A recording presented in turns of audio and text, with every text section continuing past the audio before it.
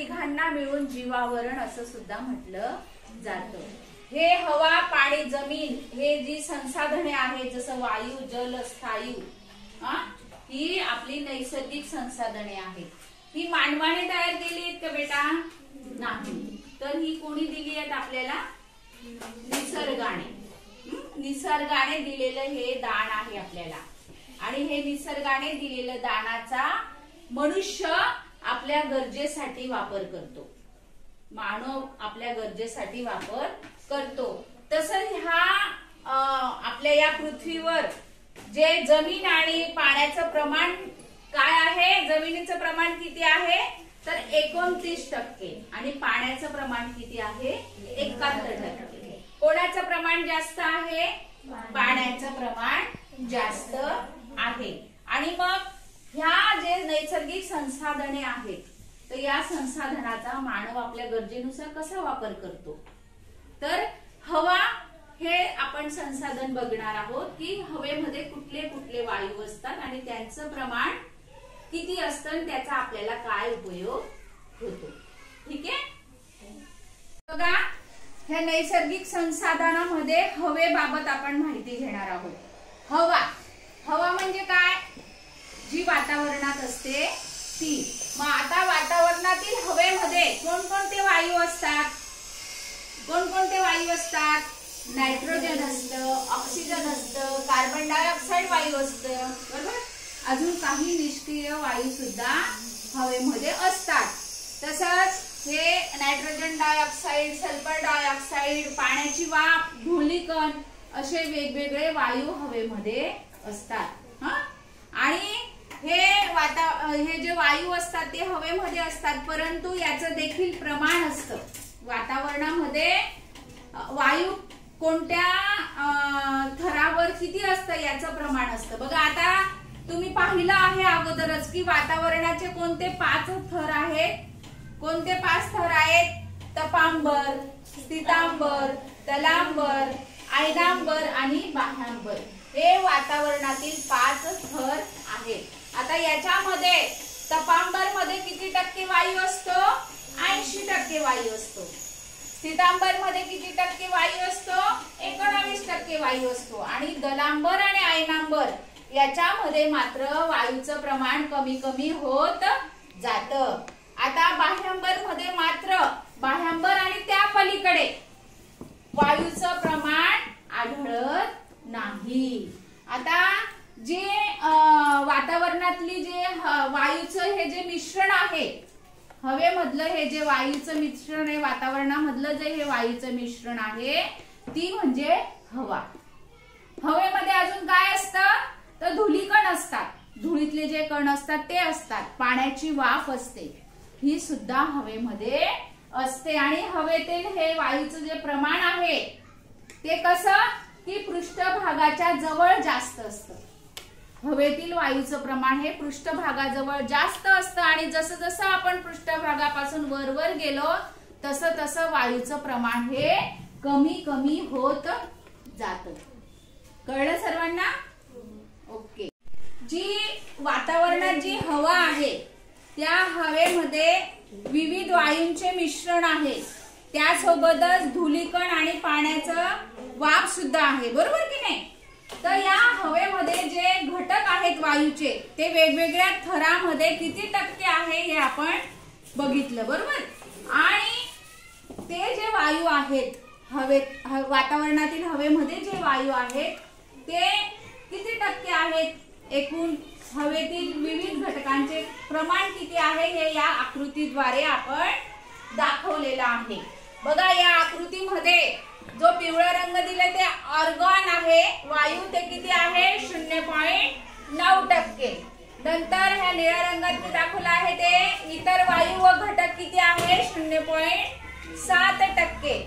आणि ही पांढऱ्या रंगाने मी दाखवले जे की काळं म्हणजे रंग मी तिथं वापरायला हवा होता तो वायू किती कोणता आहे? कार्बन डायऑक्साइड वायू आहे आणि तो आहे 0.03% आहे. हा गुलाबी रंगात जो वायू दाखवला आहे तो ऑक्सिजन वायू आहे आणि तो किती टक्के आहे? 21%. किती टक्के आहे? 21%. आणि सर्वात जास्त कोणता वायू आहे? नायट्रोजन. कोणता वायू आहे? नायट्रोजन. आणि ते किती टक्के आहे? 78% हा नायट्रोजन वायू आहे. अशा प्रकारे हवेतील जे विविध घटक आहे यांचं हे प्रमाण ह्या आकृतीद्वारे दाखवलेलं आहे. आता आपण याच्या पुढे हवेमध्ये जे वायू आहेत त्याचा काय उपयोग होतो ते आपण पाहणार आहोत. उपयोग हवेमध्ये जे जे वायू आहेत तुम्हाला माहिती पाहिजे की हवेमध्ये जे वायू आहेत त्याचे काय उपयोग होतात. याच्यावर तुम्हाला प्रश्न पण विचारला जाऊ शकतो आणि भविष्यात पण माहिती पाहिजे. नायट्रोजन हा वायू, बरोबर. आता नायट्रोजन वायूचा काय उपयोग होतो की सजीवांना आवश्यक प्रथिने मिळवण्यास मदत करतो. सजीव जे आहेत तुम्हाला माहिती सजीव कोण कोण आहे, त्यांना आवश्यक प्रथिने मिळवण्यास नायट्रोजन वायू मदत करतो. तसंच अमोनिया निर्मितीमध्ये खाद्यपदार्थ हवाबंद ठेवण्यासाठी या नायट्रोजन वायूचा उपयोग होतो. ऑक्सिजन, ऑक्सिजन तर माहिती आहे ना, त्याला कुठला वायू म्हणतात? प्राणवायू म्हणतात. की ऑक्सिजन सजीवांना श्वसनासाठी तसंच ज्वलनासाठी उपयोगी आहे. कार्बन डायऑक्साइड वायू, जे वनस्पती असतात ते अन्न केव्हा तयार करतात? कोणत्या वायूमुळे तयार होतं त्या वनस्पतीमध्ये अन्न? तर वनस्पती अन्न तयार करण्यासाठी कार्बन डायऑक्साइड वायूचा वापर करतात. तसंच जे अग्निशामकची नळकांडी असते आपल्याकडे आहे ती लाल, पाहिलं का? त्याच्यामध्ये सुद्धा कार्बन डायऑक्साइड वायू वापरतात. म्हणजे जेव्हा आग लागते तेव्हा ती नळकांडीची नळी अशी नळीने तो वायू फवारतात ना, म्हणजे ते आग काय होते? विझते, बरोबर. बुजून जाते म्हणजे विझते. म्हणून त्या नळकांड्यामध्ये कार्बन डायऑक्साइड वायूचा उपयोग करतात. अर्गॉन, विजेचे जे बल्ब आहेत, जे लाईट आहेत त्याच्यामध्ये अर्गॉन ह्या वायूचा उपयोग करतात. हेलियम, हेलियम वायू कुठे वापरतात? कमी तापमान मिळवण्यासाठी, उष्णता कमी मिळवण्यासाठी हेलियम वायूचा वापर करतात. तसंच जे विमानं बिना पंख्यावर चालतात त्या असे इंजिनावर बिन पंख्याच्या इंजिनावर जे विमानं चालतात त्या विमानामध्ये सुद्धा त्या इंजिनामध्ये सुद्धा हेलियम वायूचा उपयोग करतात. निऑन, जाहिरातींसाठी तसंच रस्त्यावर जे दिवे असतात त्याच्यासाठी निऑन वायू वापरला जातो. क्रिप्टॉन, फ्लोरोसेंट वायू, पाईप मध्ये ह्या क्रिप्टॉन वायू वापरला जातो. फ्लोरोसेंट जो पाईप असतो त्याच्यामध्ये क्रिप्टॉन वायूचा वापर केला जातो. तसंच झेनॉन, फ्लॅश लावतात आणि ती जी फोटोग्राफी करतात ना फ्लॅशने, तर त्या फोटोग्राफीमध्ये झेनॉन या वायूचा वापर केला जातो. या सर्व वायूंचा उपयोग कशा कशासाठी होतो ते तुम्ही पक्क लक्षात ठेवायचं आहे. की नायट्रोजन वायू कशासाठी वापरला जातो? ऑक्सिजन वायू कशासाठी वापरला जातो हे तर तुम्हाला कोरोनापासून माहितीच आहे. ज्या व्यक्तीला ऑक्सिजन कमी पडत होता त्या व्यक्तीचा जीव घाबरत होता किंवा त्याचा मृत्यू झाला, बरोबर. त्याच्यामुळे त्याला ऑक्सिजन दिला जात होता.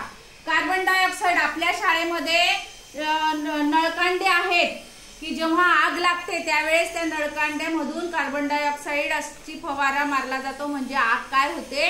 विझते. आता त्याच्यासाठी हा सोपं उदाहरण मी तुम्हाला दिलं. तसंच वनस्पती आपलं अन्न कोणत्या वायूद्वारे तयार करतात? तर कार्बन डायऑक्साइड वायूच्या मदतीने ते आपलं अन्न तयार करतात.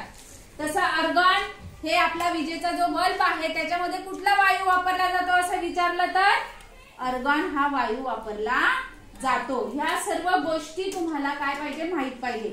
बघा, फोटोग्राफर जे फोटो काढतो अंधार असला तरी त्याच्या कॅमेरामध्ये फ्लॅश असतो ना, तर फ्लॅश साठी सुद्धा झेनॉन हा वायू वापरला जातो. हे सर्व वायू तुम्ही त्याचा उपयोग सर्वांनी लक्षात ठेवायचा आहे. ठीक आहे. यांचा उपयोग आपल्या जीवनामध्ये कुठे कुठे होतो हे थोडक्यात इथं आपण मांडलं आहे, बरोबर. आणि तुमच्या लक्षात आलं असेल की कुठला वायू वापरला जातो. आणि हे वायू आणि इतर घटक यामुळे आपला जो पृथ्वीचा हा समतोल राखला जातो. सूर्यप्रकाश आणि उष्णता हे पृथ्वीपर्यंत पोहोचण्यासाठी जे घातक घटक आहे, घातक म्हणजे नुकसानकारक त्रासदायक घटक आहे, ते थांबवण्याचं काम सुद्धा ह्या वातावरणाच्या माध्यमातून होत असतं. तसंच ढग, धुके, हिम, पाऊस, हिम म्हणजे बर्फ, ह्या सर्व गोष्टींची निर्मिती कोणामुळे होत असते तर वातावरणामुळे होत असते. आलं सर्वांच्या लक्षात? हे पहा, जी हवा आपण बघितली त्या हवेमध्ये कुठले वायू असतात, कुठले घटक असतात ते आपण बघितलं. परंतु ही हवा शुद्ध असते का प्रत्येक वेळी? नसते. तर ही हवा अशुद्ध पण होते, तिचं प्रदूषण पण होतं, बरोबर.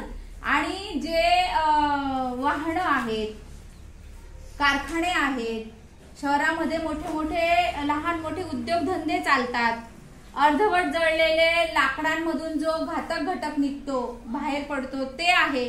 यामुळे हवा प्रदूषित होते, त्याला वायू प्रदूषण असे म्हणतात. आता वायू प्रदूषणातून आपल्या वातावरणामध्ये, आपल्या हवेमध्ये कोणकोणते वायू हे घातक आहेत, आपल्यासाठी त्रासदायक आहेत, नुकसानकारक आहेत, तर कोणते वायू? नायट्रोजन डायऑक्साईड, कार्बन डायऑक्साईड, बरोबर, कार्बन मोनॉक्साईड, सल्फर डायऑक्साईड आणि काजळी. आता तुम्ही सांगाल का की वायू प्रदूषणासाठी कुठली कुठली वाहनं की ज्याच्यातून वायू प्रदूषण होतं? मोटरसायकल, बस. बरोबर. जे वाहन आपण बघतो आहोत, मोटरसायकल असेल, ट्रक असेल, ट्रॅक्टर असेल, गाड्या असतील मोठ्या, लक्झरी असेल, बस असेल, याच्यातून जो धुवा बाहेर निघतो तो कुठे जातो?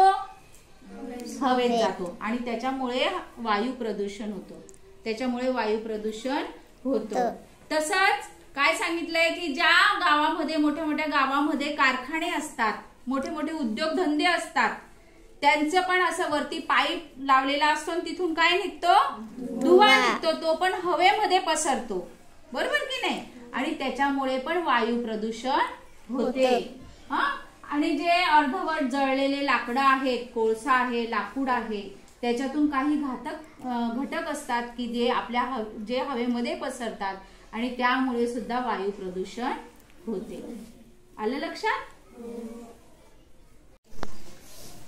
वायूच्या या विविध हवेत असणाऱ्या विविध वायूंमुळे आणि विविध घटकांमुळे आपल्या जीवसृष्टीवर समतोल राखला जातो, बरोबर. जीवसृष्टीचा समतोल राखला जातो.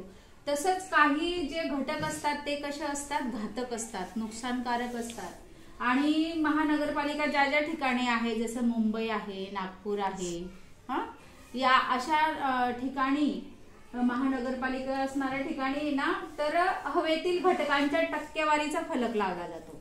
म्हणजे हवेमध्ये कोणते घटक आहे आणि त्याची टक्केवारी किती आहे, मग त्याच्यावरून घातक घटक कोणते हे लक्षात येते.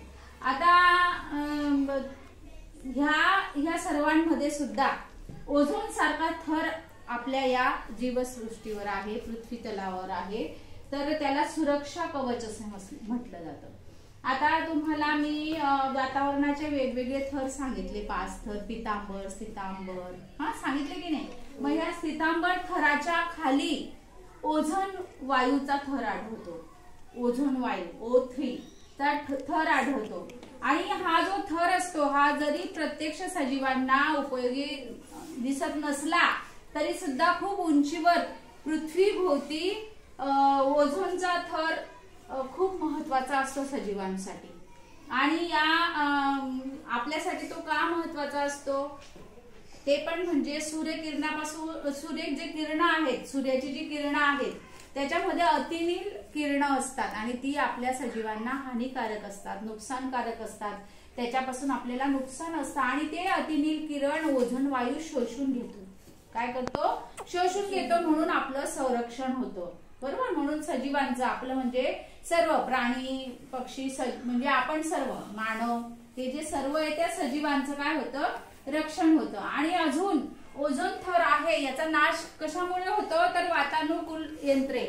बघा आपण उन्हाळ्यामध्ये वापरतो की नाही, एसी वापरतो, फ्रीज काय वापरतो, फ्रीज वापरतो, अजून काय वापरतात तुम्ही थंडीमध्ये उन्हाळ्यात, पंखा वापरतो. पण जे जे ह्या ज्या वस्तू आहे वातानुकूल यंत्र, रेफ्रिजरेटर यामध्ये जी थंड हवा करण्यासाठी जे वापरलं जातं, वायू वापरले जातात ते म्हणजे क्लोरोफ्लोरोकार्बन आणि कार्बन टेट्राक्लोराइड. आता हे जे दोन वायू थंड होण्यासाठी वापरले जातात आणि हे जे रासायनिक वायू आहे हे जर हवेत मिसळले तर ओझोन थराचा काय होतो, नाश होतो. काय होतो, नाश होतो. आणि यासाठीच ओझोन थराचे महत्व आपल्याला कळावे यासाठी 16 सप्टेंबर कोणत्या दिवशी, 16 सप्टेंबर हा दिवस ओझोन संरक्षक दिन म्हणून मानला जातो. की ओझोन थराचं काय झालं पाहिजे, संरक्षण झालं पाहिजे. कारण त्याचा आपल्याला काय आहे, फायदा आहे, सजीवांचं त्याच्यापासून संरक्षण होतं. आलं लक्षात.